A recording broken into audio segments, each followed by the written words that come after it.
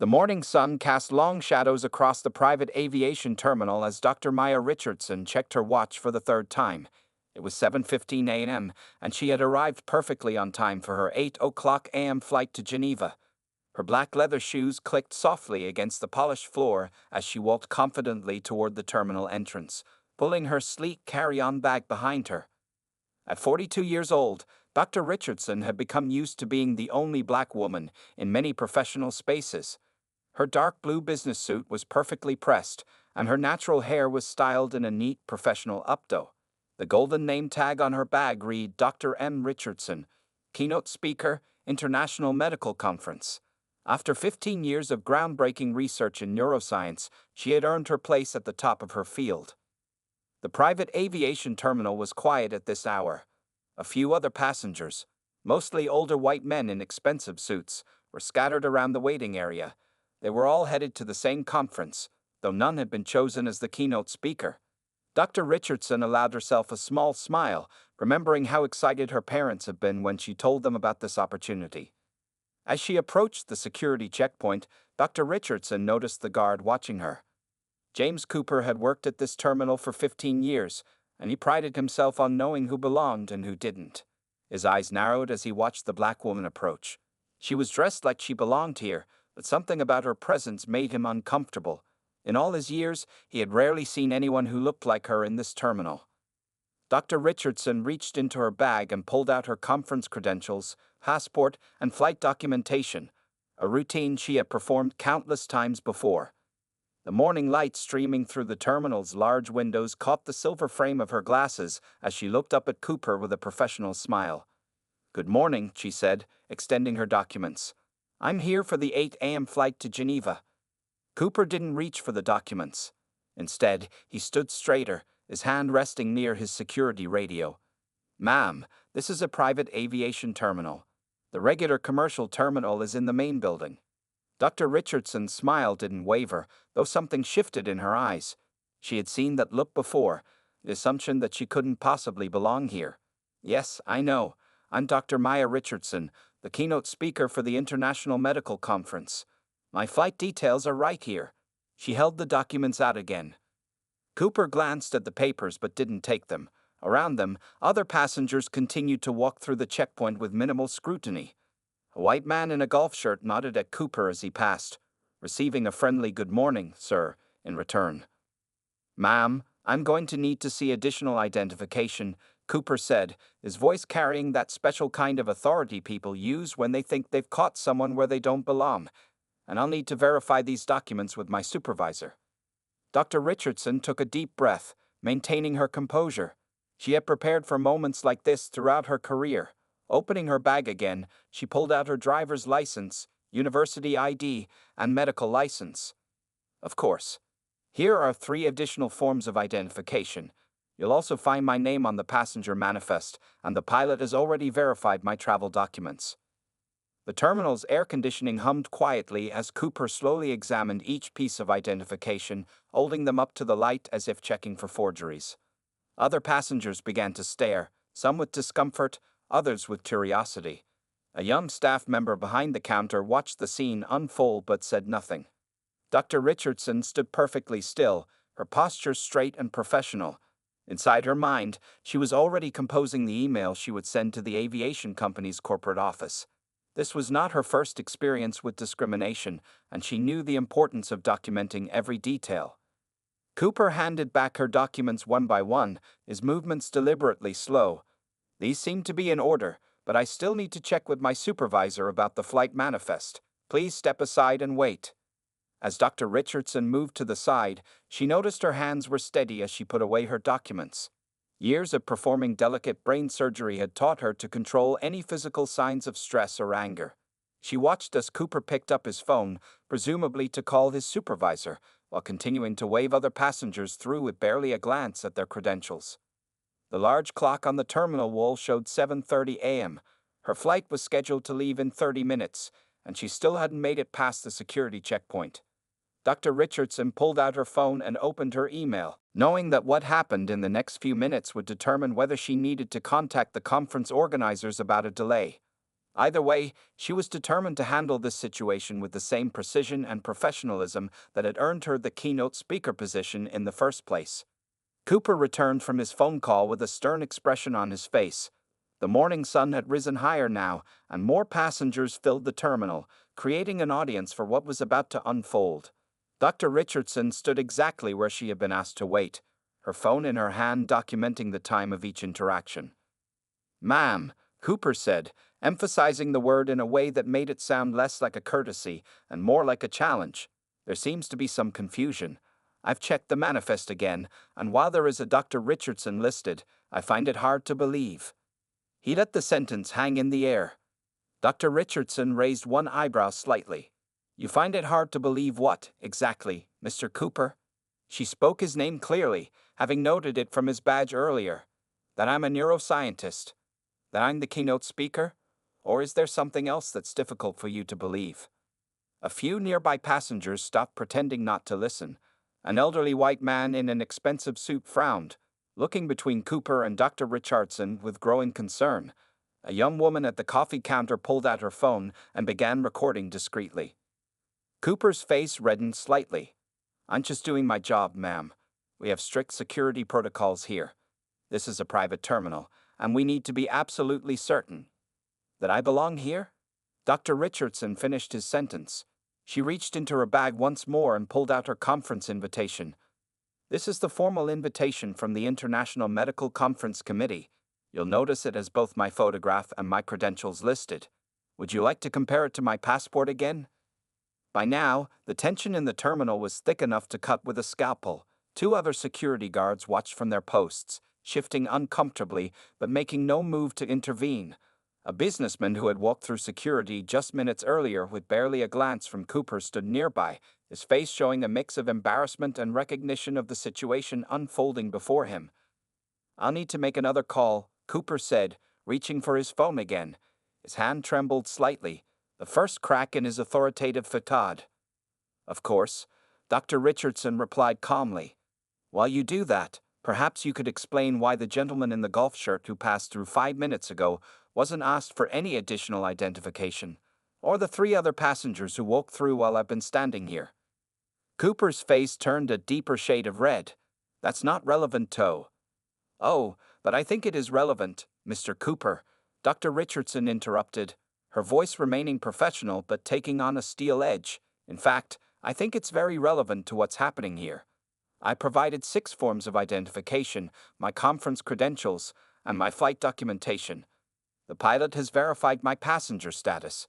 So, please, explain to me what additional proof you need of my right to be here." A murmur ran through the growing crowd of onlookers. The young woman with the phone had stopped trying to be discreet about her recording. The elderly man who had been watching stepped forward, clearing his throat. "Excuse me," he said, addressing Cooper. "I'm Dr. William Bennett from Johns Hopkins.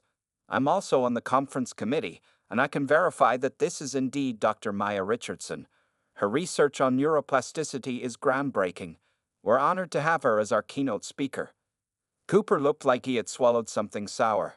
He glanced at his phone, then at Dr. Bennett, then back at Dr. Richardson. The situation was slipping out of his control, and he knew it. But instead of backing down, he squared his shoulders. "I still need to follow protocols," he insisted, though his voice had lost some of its earlier authority. "If you could just wait here while I contact my supervisor." "Your supervisor?" Dr. Richardson's voice was calm but carried throughout the now quiet terminal. "Yes, I think that would be an excellent idea. In fact, I believe we should all speak with your supervisor. We can discuss why I've been detained here for." She glanced at her phone. 25 minutes now, while countless other passengers have passed through freely. "We can also discuss the implications of profiling passengers based on their appearance." The word profiling hung in the air like a thundercloud. Several passengers nodded in agreement, and the young woman with the phone gave Dr. Richardson a thumbs up. Cooper reached for his radio with a shaking hand, finally realizing that this situation had grown far beyond his ability to control it. Time seemed to move in slow motion in the terminal as everyone waited for Cooper's supervisor to arrive. The clock on the wall showed 7:45 a.m., and Dr. Richardson's flight was scheduled to depart in just 15 minutes. She could see her private jet through the large terminal windows, its engines already running for pre-flight checks. The pilot, Captain Sarah Martinez, stood at the entrance of the jet, checking her watch repeatedly. She had been flying VIP passengers for 12 years and had never had a keynote speaker delayed like this. Taking out her phone, she dialed the terminal management's direct number for the third time. Inside the terminal, more passengers had gathered around the scene. Some were openly filming now, while others whispered among themselves. A young black woman who worked at the terminal's coffee shop watched with a knowing look on her face. She had seen Cooper do this before, but never to someone with Dr. Richardson's credentials. The whole conference schedule will be affected by this delay, Dr. Bennett said loudly, standing next to Dr. Richardson. Dr. Richardson's keynote speech sets the tone for the entire 3-day event. We have doctors flying in from 20 different countries to hear her speak. Cooper shifted his weight from one foot to the other, his earlier confidence crumbling under the growing pressure. Still, he stood his ground. I understand there's a schedule, but security protocols. Stop saying security protocols like it's a magic phrase that excuses discrimination, a new voice called out. A young Asian doctor stepped forward from the crowd.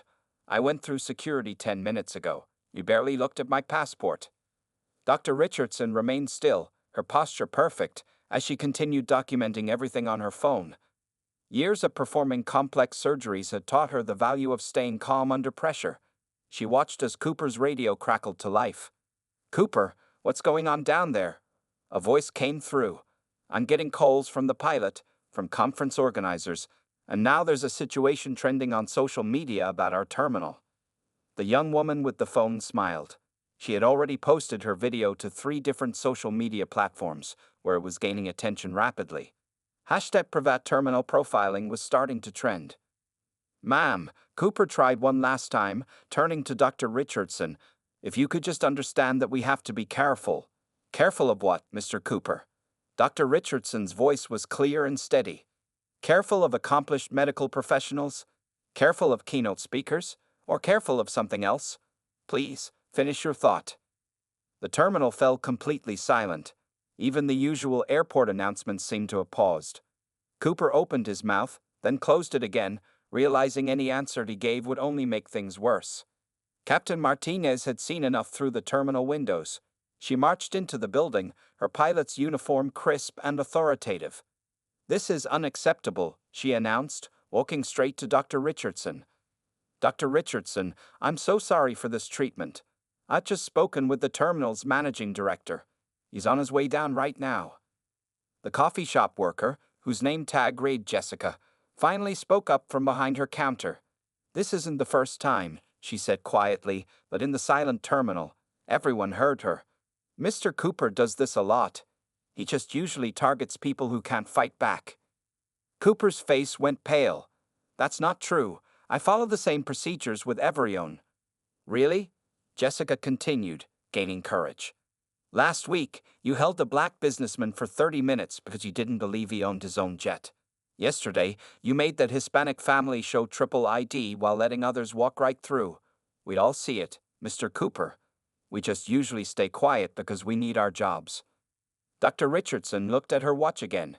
7:50 a.m. The conference organizers would be expecting her in Geneva in just a few hours. She turned to Captain Martinez. "Captain, I assume the jet is ready for departure." "Yes, Dr. Richardson. We're just waiting for you," the pilot replied. "Then I suggest," Dr. Richardson said, her voice carrying clearly through the terminal, "that we're about to see exactly how quickly these security protocols can be completed when the managing director arrives. And afterward, I believe the terminal management and I need to have a serious discussion about systemic changes." The crowd murmured in agreement. Through the windows, they could see a man in a suit running across the tarmac toward the terminal entrance. The managing director was about to arrive, and everyone knew that things were about to change, not just for this morning's flight, but for the entire terminal's future operations. The terminal's glass doors swung open as Michael Chen, the managing director, rushed inside. His normally neat hair was slightly disheveled from running across the tarmac, and his face showed a mix of concern and embarrassment. Behind him walked Sarah Martinez, the terminal supervisor, her heels clicking rapidly against the floor. Dr. Richardson, Chen said, slightly out of breath, I cannot begin to express how sorry I am for this situation. He turned to Cooper, whose face had gone from pale to ashen.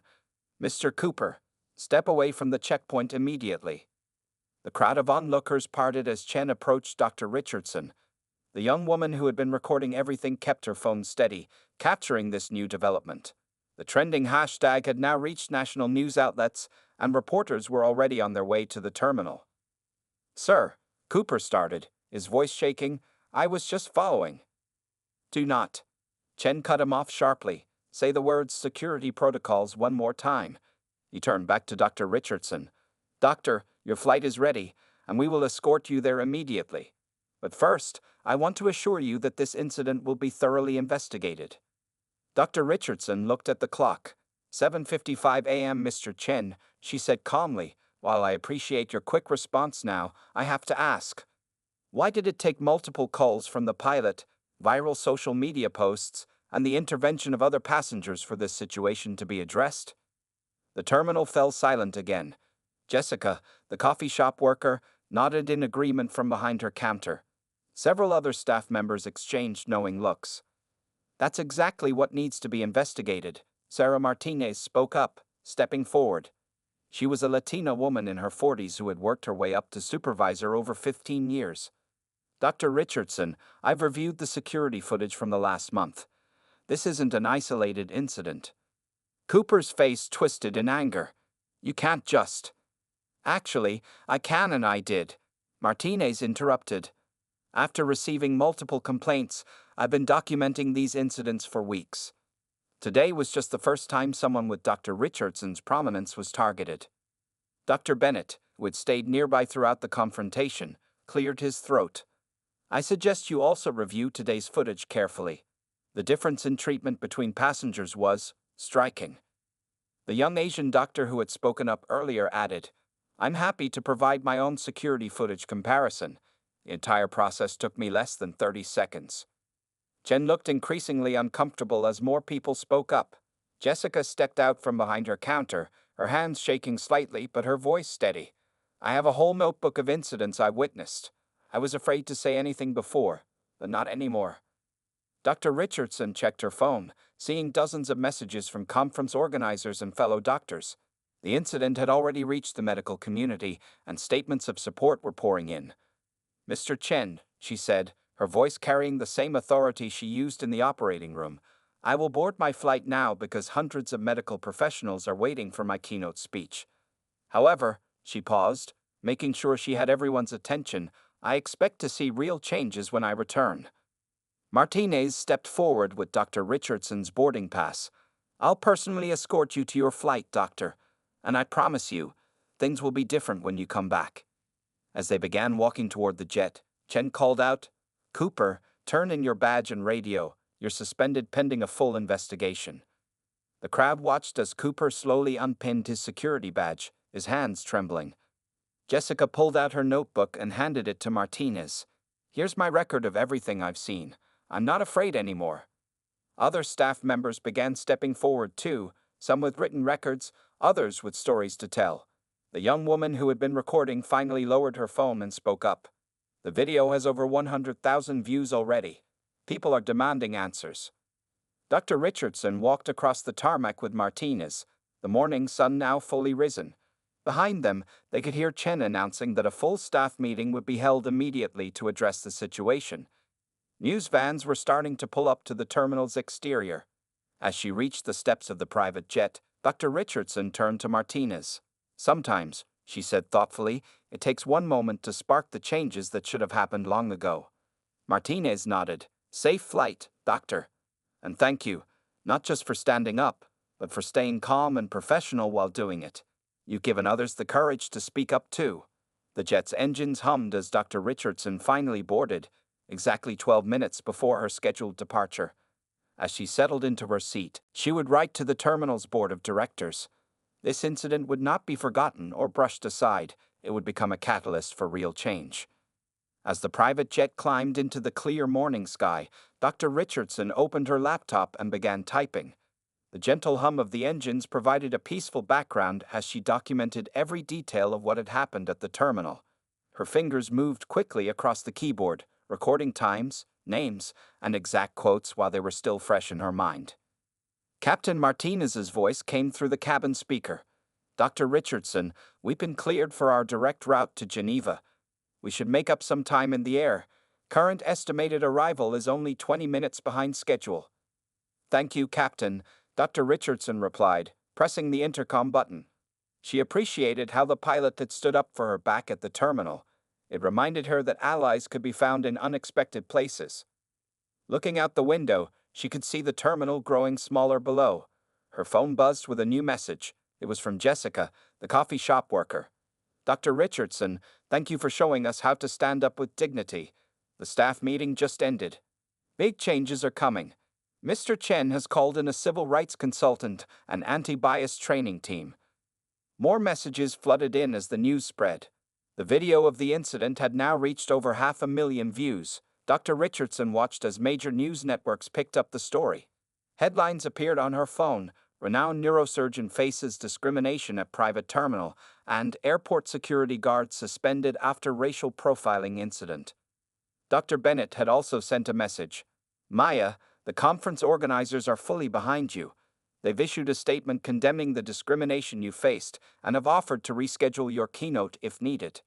But Dr. Richardson had no intention of rescheduling. She had spent her entire career facing and overcoming obstacles like this. Each time, she had chosen to move forward while ensuring that her experience created positive change for others. Opening a new document, she began drafting a formal letter to the terminal's board of directors. Her words were careful and precise, just like her surgical techniques. "Dear board members, I am writing regarding the incident that occurred this morning at your private aviation terminal. While the immediate situation was eventually resolved, it highlighted serious systemic issues that require your immediate attention." She outlined specific recommendations: mandatory anti-bias training for all staff, clear reporting procedures for discrimination incidents, regular audits of security interaction patterns, and the creation of a diversity and inclusion committee with real power to make changes. Her phone buzzed again. This time it was Sarah Martinez, the terminal supervisor. "Dr. Richardson, I wanted you to know that we've begun reviewing all security footage from the past 6 months.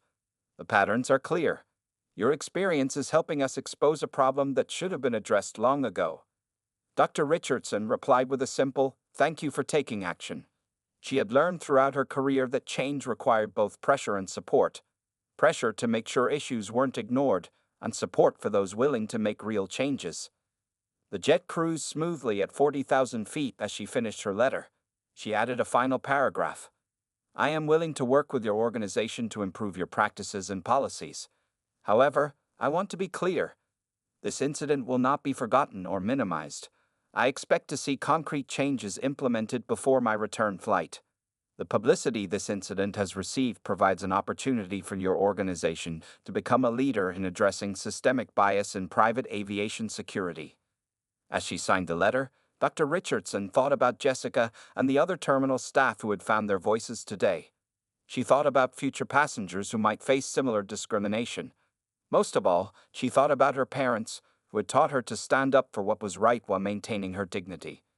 Captain Martinez's voice came through the speaker again. "Dr. Richardson, we're making good time. Would you like breakfast served now? We have about 2 hours before landing in Geneva." "Yes, thank you," Dr. Richardson replied. She saved her letter and opened her keynote speech. The incident at the terminal hadn't shaken her confidence. If anything, it had strengthened her resolve.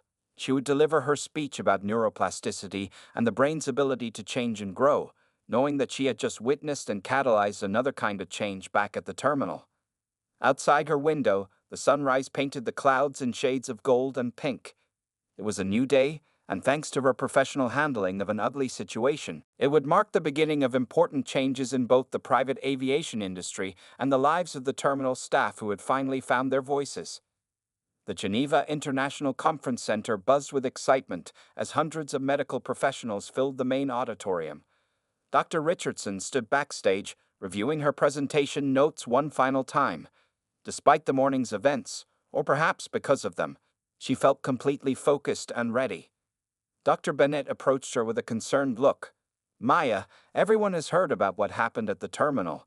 The video has gone viral. We can postpone your speech if you need time to process everything. Dr. Richardson shook her head, a small smile playing on her lips. No postponement needed, William. I've spent my entire career not letting discrimination stop me from doing what I need to do. Today won't be any different.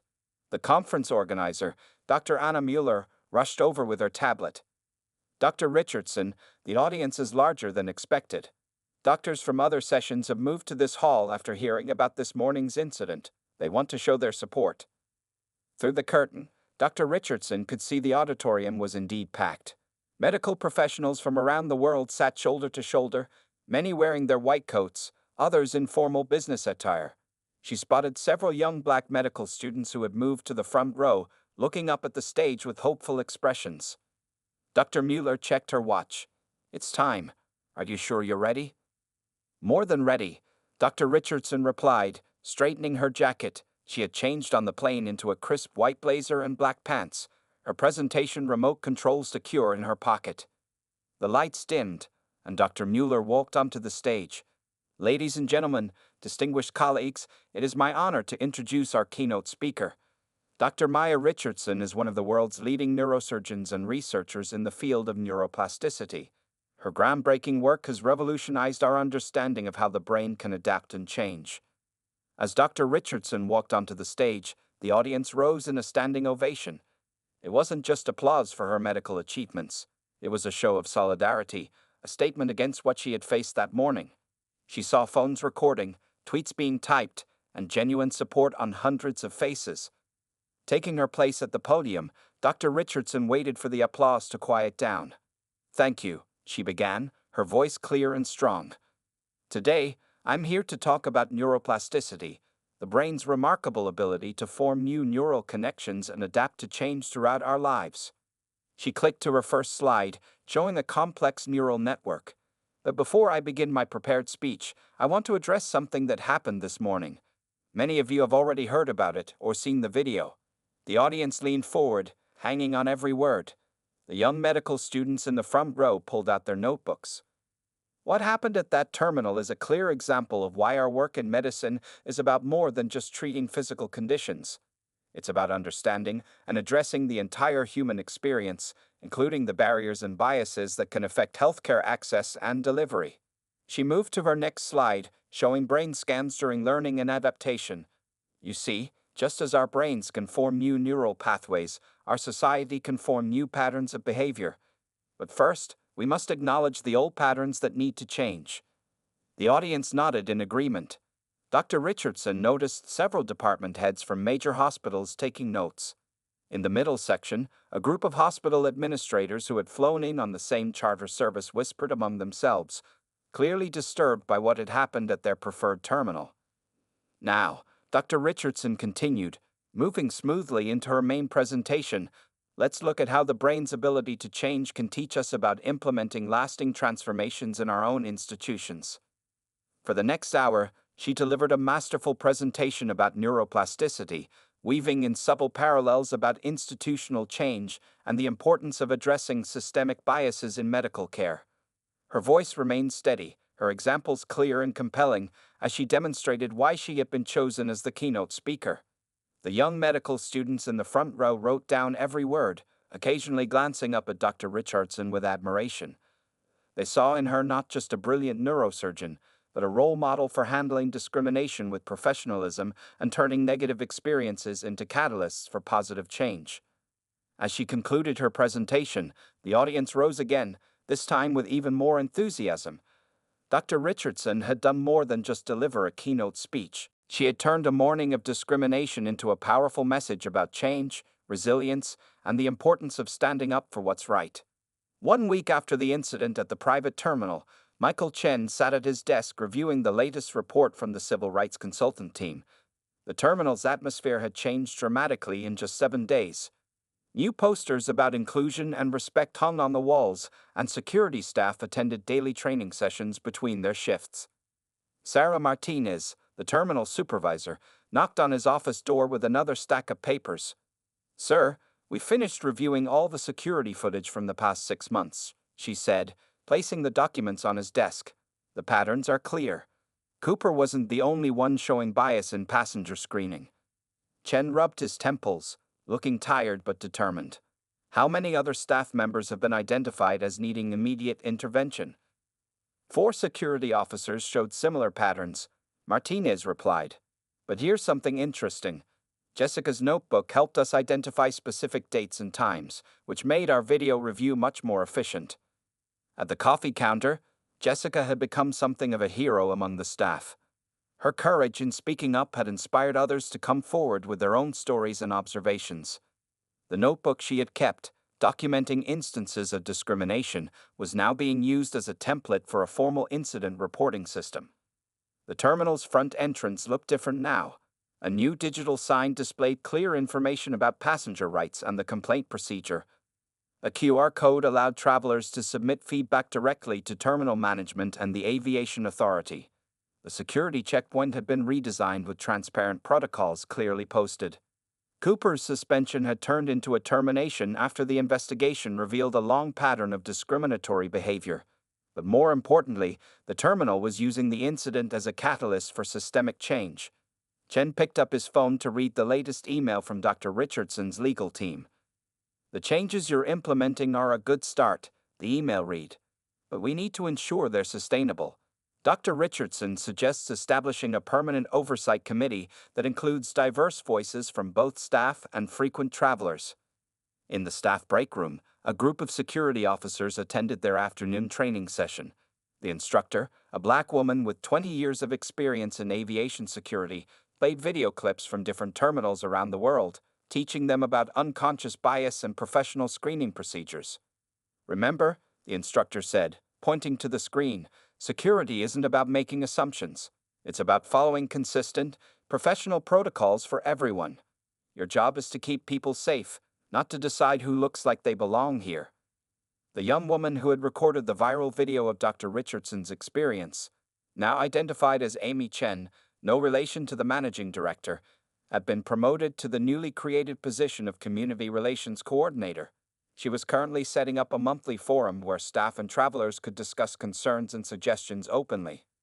The video reached 10 million views, Amy reported during the afternoon staff meeting. But more importantly, other private terminals around the country are contacting us about our new training program. They want to prevent similar incidents at their facilities. Jessica, still working at the coffee counter, but now also serving on the new Employee Advisory Board, watched as a black business executive walked through security. The screening was professional, efficient, and exactly the same as for every other passenger. The executive caught her eye and smiled. He had seen the viral video too. Martinez's phone buzzed with a text from Dr. Richardson's office. The doctor had agreed to participate in the terminal's first diversity and inclusion workshop when she returned from Geneva.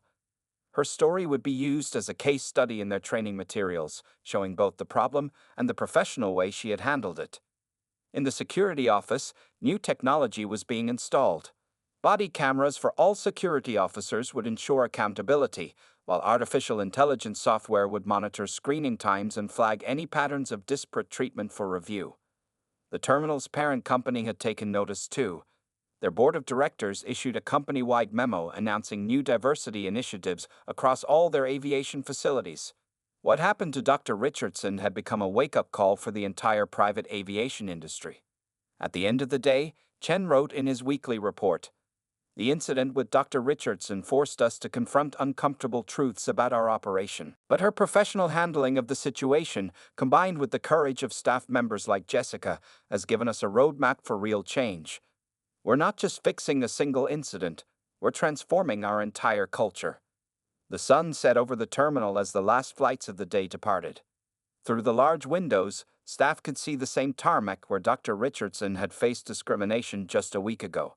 Now it represented something different, a place where change was not just possible, but already happening.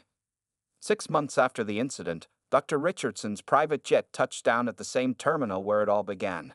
As she walked through the automatic doors, she immediately noticed the differences.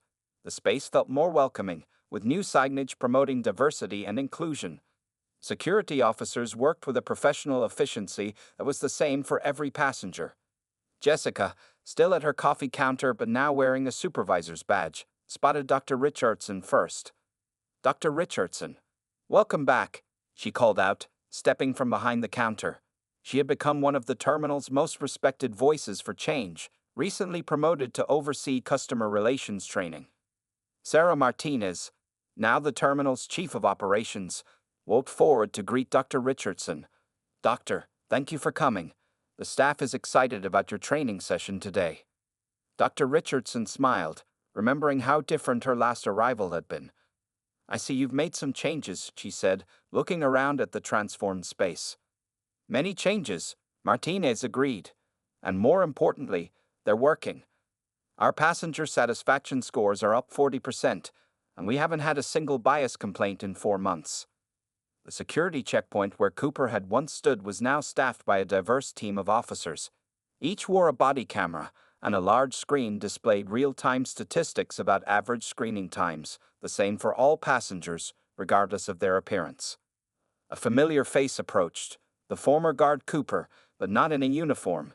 He looked different, humbler, as he walked toward Dr. Richardson. Dr. Richardson, he said quietly, thank you for agreeing to let me attend today's session. I've spent these months learning and changing. I needed to understand why I did what I did. Dr. Richardson studied him thoughtfully. After his termination, Cooper had done something unexpected. He'd enrolled in bias education courses and joined the Community Reconciliation Program. His journey from perpetrator to student of change had become another teaching point in the terminal's training materials. The important thing, she replied, is that you're willing to learn and grow. That's what today's session is about, understanding our biases and actively working to change them. The training room was packed. Aviation security personnel from terminals across the country had flown in for this special session. Amy Chen, now a national speaker on corporate diversity initiatives, set up her presentation equipment while Jessica distributed materials. Before we begin, Dr. Richardson said, addressing the room, I want you to know that this isn't about shame or blame. It's about recognition and change. 6 months ago, I experienced discrimination in this terminal. Today, I'm here because this terminal has become a model for how to transform workplace culture. In the audience, young security officers sat next to veteran staff members. Representatives from other airlines and terminals took notes. The story of what happened here had spread through the aviation industry, leading to widespread policy reviews and changes. Michael Chen, who had kept his position as managing director by demonstrating real commitment to change, stood up to speak. Dr. Richardson didn't just highlight a problem. She showed us how to address it with professionalism and dignity. Her experience became our catalyst for transformation. Dr. Richardson began her presentation with a simple question. Who do you see when you look at a passenger? The room fell silent, everyone reflecting on their own implicit biases and assumptions. As she spoke, security footage from that day 6 months ago played on the screen behind her. But now it was followed by new footage, showing the same checkpoint today, where every passenger received the same professional, respectful treatment. Change is possible, Dr. Richardson continued, but it requires more than just new rules and cameras. It requires a change in hearts and minds. It requires each of us to recognize our biases and actively work to overcome them. In the back of the room, a group of aviation industry executives nodded in agreement. The terminal's new protocols had been so successful that they were being adopted as industry standards across private aviation. Jessica stood up to share her story next, followed by other staff members who had witnessed the transformation. Cooper spoke last, his voice humble but hopeful as he described his journey from being part of the problem to becoming an advocate for change. As the session ended, Dr. Richardson looked around the room at all the faces, black, white, Asian, Hispanic, all united in their commitment to creating a more equitable future in aviation. The terminal where she had once faced discrimination had become a symbol of positive change. Remember, she concluded, every interaction is an opportunity to either reinforce old biases or create new patterns of respect and understanding. The choice is ours to make, every single day.